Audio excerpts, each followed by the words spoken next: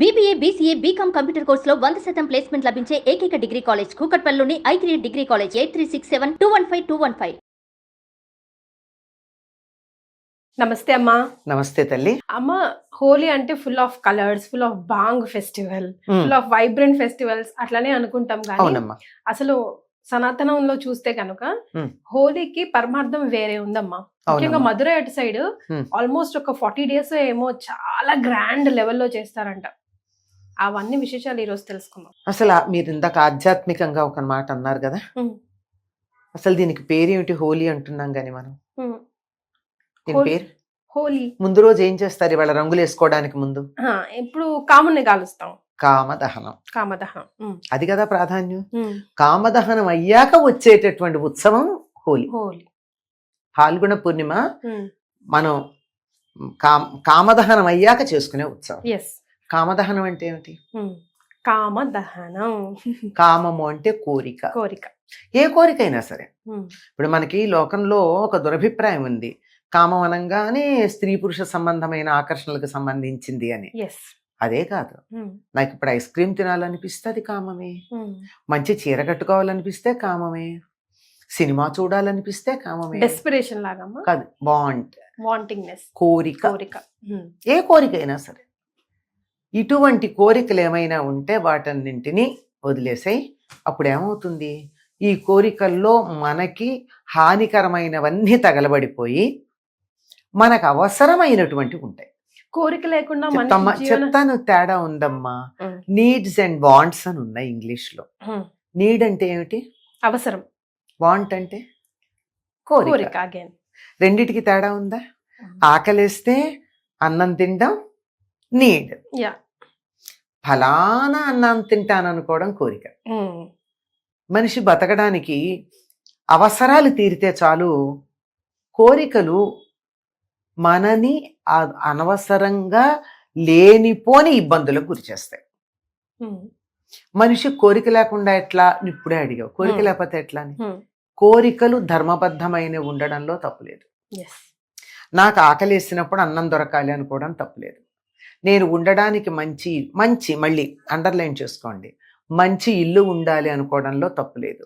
నా జీవితంలో సుఖం ఉండాలి అనుకోవడంలో తప్పులేదు.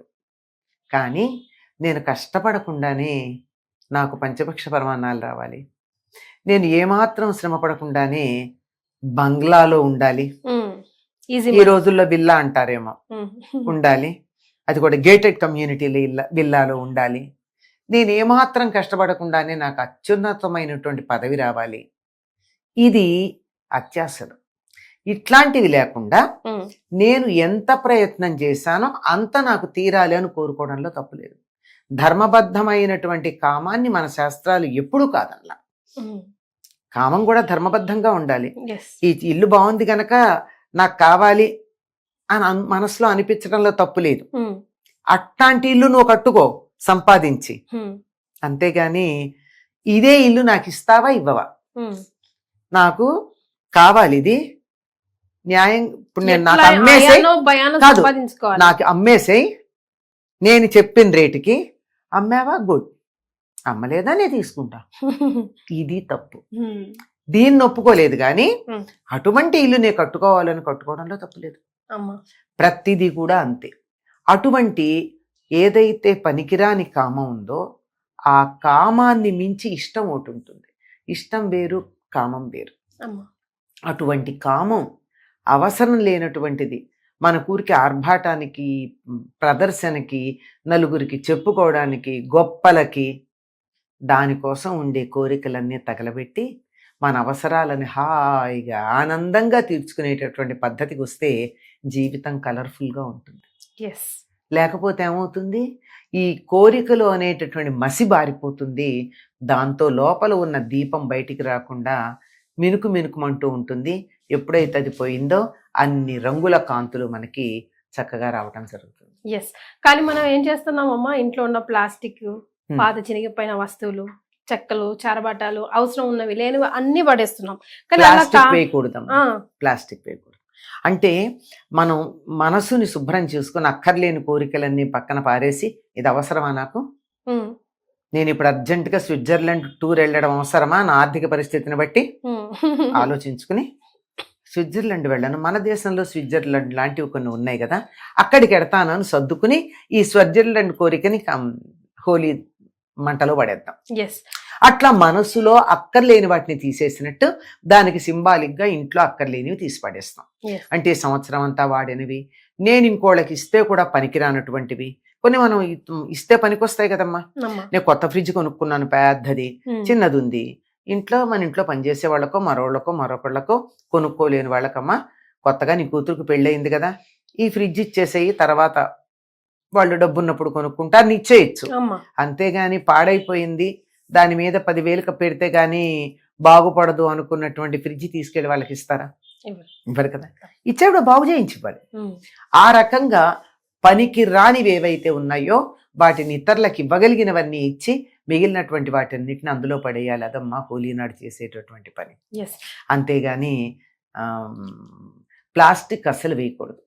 అమ్మ ఒక రకంగా ఆలోచిస్తే సామూహికంగా చేసే ఒక యజ్ఞం లాంటిదే కదమ్మా, చాలా పవిత్రంగా కూడా చూడాలి. ఎందుకంటున్నానంటే తాగేసి దాని చుట్టూ ఆడేసి రకరకాలు చేస్తూ ఉంటారు కదా, చాలా తప్పమ్మా, అట్లా చేయకూడదు. దాంట్లో కూడా చాలా పవిత్రం కామదహనం. అంటే కామదహనం చేసినటువంటి సందర్భంలో అక్కడ ఎవరున్నారు? కాముడు అంటే మన్మధుడు. శివుడు మన్మధుడిని దహించినటువంటి రోజు అది. శివుడు మన్మధుడిని దహించేసిన తర్వాత ఏం జరిగిందమ్మా? పార్వతిని పెళ్లి చేసుకున్నాడు. అంటే ఏమిటి? భౌతికమైనటువంటి రూపరేఖల్ని చూసి ఇష్టపడడం కాక ప్రేమ అన్నదానికి కామం అడ్డు రాకూడదు, అప్పుడే దాంపత్యం బాగుంటుంది. పెళ్లి చేసుకున్నప్పుడు ఇద్దరు అందంగానే ఉంటారు, ఒకళ్ళు బాగా నచ్చుతారు, అంతా బాగుంటాయి. 4 రోజులు పోయేటప్పటికి ఎదుటి వాళ్ళల్లో లోపాలు కనపడడం మొదలు పెడతారు. ఉన్నా లేకపోయినా, ఉంటే ఉండొచ్చు లేకపోవచ్చు కూడా, లేదా ఏదో కారణంగా అవకరాలు వస్తాయి. ఆడపిల్లలు డెలివరీ అయిన తర్వాత అంతకు ముందున్నంత అందంగా ఉండలేకపోవచ్చు, ఏ యాక్సిడెంట్స్ జరగచ్చు, ఏదో ఇబ్బందులు రావచ్చు. మరి అంతకు ముందున్న శరీరాకర్షణ వల్ల కలిగినటువంటిది ఇలాంటివి జరిగాక ఏమవుతాయి? అందువల్ల ఈ శరీరాకర్షణని దాటి ఇద్దరు ప్రాణులు కలుస్తున్నారు ఉన్నప్పుడు మాత్రమే ఆ దాంపత్యం బాగుంటుంది. భౌతికమైనటువంటి రూపురేఖల్ని దాటి మనుషులకు పని ఆత్మ దాకా వద్దు. ఒకరి మనస్సు ఒకరు తెలుసుకుని ఒకళ్ళతో ఒకళ్ళు చక్కగా కలిసి ఉండడానికి, భౌతికతను అసలు రూపురేఖల గురించి ఆలోచించకుండా కలిసి ఉండడానికి సిద్ధపడడం కామదహనం చేసుకున్నాక జరిగే వివాహం. అది శివపార్వతుల వివాహానికి ముందు జరిగినటువంటి కామదహనం జరిగింది ఈరోజు. కాబట్టి అంత పవిత్రంగా చూడాలి మనం కూడా, చాలా పవిత్రంగా. శివుడి యొక్క కంటి మంట నుంచి వచ్చింది. దీన్ని చూసిన తర్వాత ఏమర్థం చేసుకోవాలి? లేనిపోని హావభావ విలాసాలతో ఆడపిల్లలు మగపిల్లలు ఒకళ్ళనొకళ్ళు రెచ్చగొట్టుకోకుండా ఉంటేనే దాంపత్యం బాగుంటుందన్న సంగతి గుర్తుపెట్టుకోవడానికి హోలీ చాలా కామదహనం గొప్ప సంకేతం. హోలికా స్టోరీ ఒక్కసారి గుర్తు చేసుకుందామా అమ్మ? హోలిక అనే రాక్షసు ఒకటి ఉండేదట. అది చిన్నపిల్లని పట్టుకుని తింటూ పోతూ ఉండేదట. దాంతో రాజుగారు చిన్న ఏర్పాటు చేశారు. ఎంతమందిని పట్టుకెడుతుందో ఒకటో తెలియక రోజుకు ఒకళ్ళని ఇస్తానని చెప్పాడు.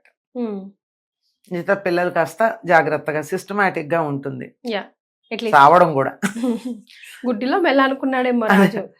అయితే మరి ఆయన దాన్ని అదుపులో పెట్టలేకపోయాడు. మరి ఒకసారి ముసలమ్మ వంతు వచ్చిందిట. ఆవిడ అడవిలోకి వెళ్ళి ఒక ఋషిని అడిగిందిట, నా వంతు వచ్చింది, నా మనవణ్ణి పంపించే వంతు, దాన్ని రక్షించే పద్ధతి ఏమన్నా ఉందా నా మనవణ్ణి అంటే, నీ మనవణ్ణే కాదు అందరినీ నేను రక్షించే మార్గం ఉంది, ఎవరూ నన్ను అడగలేదు, నేను చెప్పలేదు ఇంతవరకు. ఆ హోలిక ఎవరన్నా తిడితే తట్టుకోలేదు. అంచేత ఊళ్ళో వాళ్ళంతా తిట్టండి, అది చచ్చిపోతుంది ఆ తిట్లకి, అప్పుడు మీరు సుఖపడతారు అని చెప్పట. Simple simple. అందుకని ఈవిడ వచ్చింది, ఊళ్ళో అందరినీ పిలిచింది, ఎవరికి చేతైనట్టు వాళ్ళు బ్రహ్మాండంగా, మన కొంతమంది రాజకీయ నాయకులు ఉన్నారు కదా, అట్లాంటి వాళ్ళందరినీ తీసుకుని వెళ్ళి బ్రహ్మాండంగా మీ కోరిక తీరా ఇక్కడ తిట్టుకోండి అని చెప్పారు. దాంతో ఒక్కొక్క తిట్టు కదా అలా అలా అలా అలా కూలిపోయిందట. మొత్తానికి అందరూ తిట్లు అయ్యేటప్పటికి అది పడిపోతే దాన్ని తగలబెట్టారు. మళ్ళీ అది అక్కడి నుంచి లేచి రాకుండా అని చెప్పి అందరూ, పిల్లలు ఏం చేస్తారమ్మా, పిల్లలకి ఏదైనా సంతోషం కలిగితే కేఘా అని అరుస్తూ ఉంటారు. అలా కేకలేసుకుని చేతిలో ఉన్నవన్నీ ఒకళ్ళ మీద ఒకళ్ళు విసురుకుంటూ ఆనందంగా ఉన్నారు.